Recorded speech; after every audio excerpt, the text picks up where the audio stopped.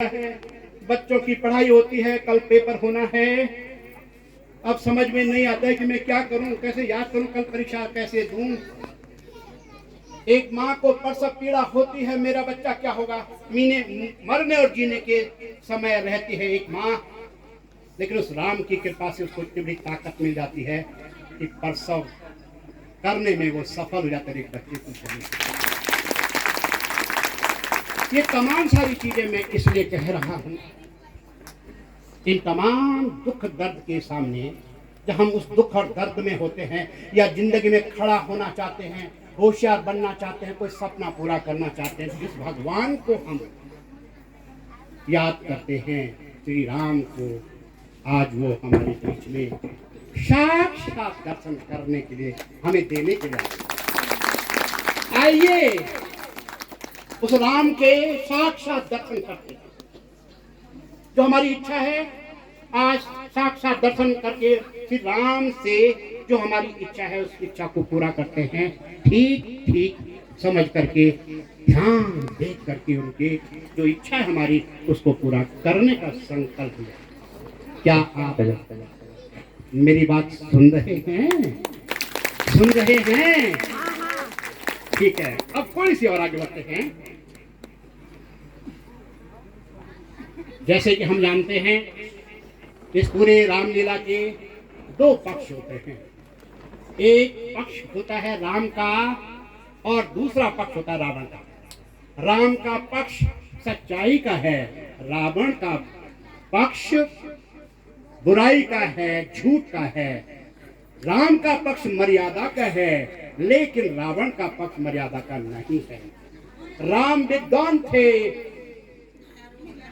रावण भी विद्वान थे, लेकिन उनके अंदर घमंड था।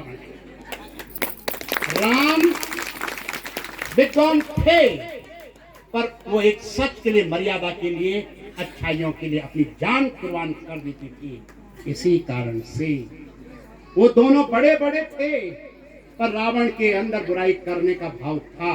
और जब उन दोनों के बीच में संघर्ष होता है, राम और रावण के बीच में आपस में जब संघर्ष होता है, तो रावण की शक्ति धीरे धीरे धीरे अपने आप कमजोर,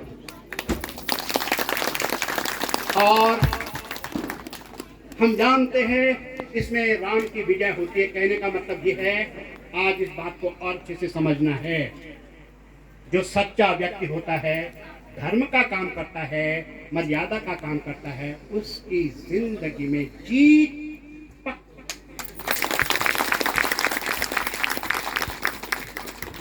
अब प्रश्न यह उठता है कि हमारे और आप जैसे एक आदमी, एक व्यक्ति राम, एक लड़का, एक व्यक्ति राम इतना महान कैसे बन गए? हमारे जैसे थे वो, लेकिन उतने बड़ा काम कैसे कर दिया उन्होंने, जो कि आपने देखा ही होगा।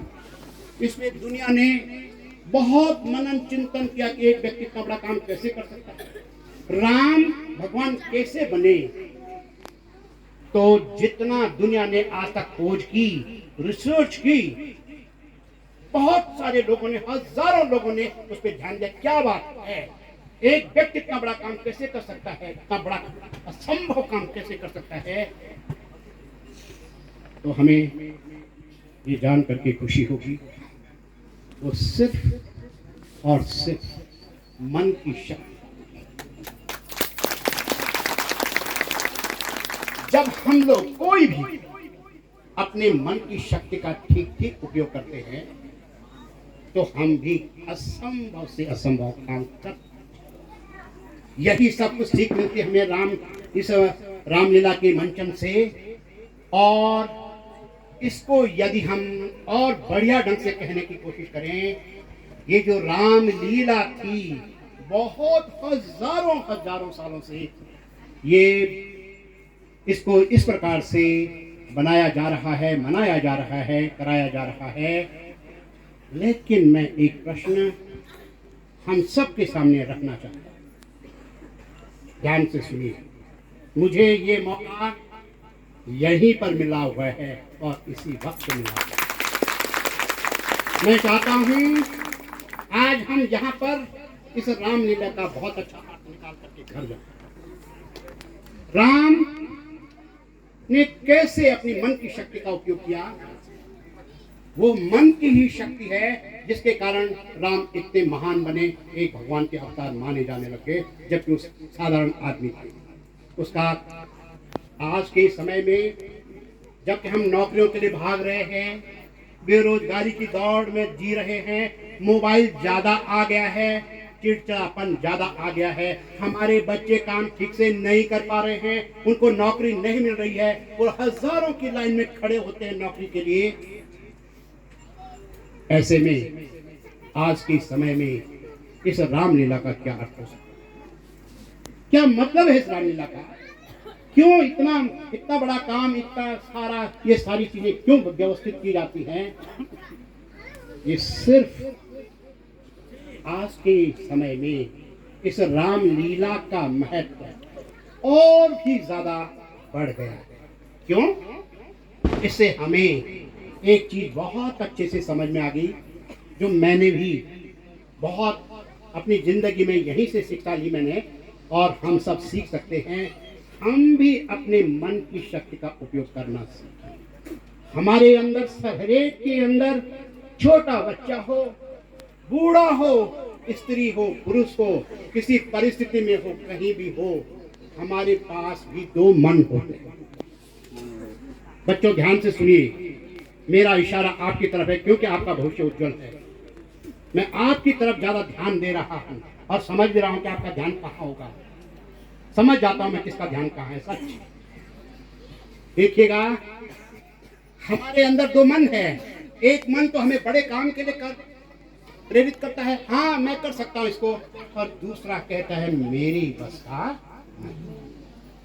एक मन हमें बड़े काम करने के लिए, जिताने के लिए आगे बढ़ाता है, और थोड़ी देर में दूसरा मन कहता है नहीं नहीं मैं नहीं कर पाऊंगा। हम उस समय टूट जाते हैं। यानी एक सकारात्मक, एक बड़ा मन है और एक छोटा मन है। यही सब कुछ राम और रावण ने हमारे अंदर है।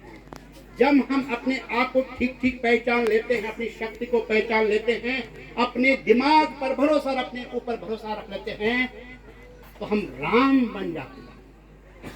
लेकिन जब हम ध्यान नहीं देते हैं, बिना सोचे समझे काम को कर लेते हैं, बिना सोचे समझे बातों पे बिना विचार के हुए अपना काम कर लेते हैं, तो हमारा दिमाग पूरा काम नहीं करता है, नकारात्मक हो जाता है। उस समय हम रावण भी बन जाते हैं। हमें आज तय करना है,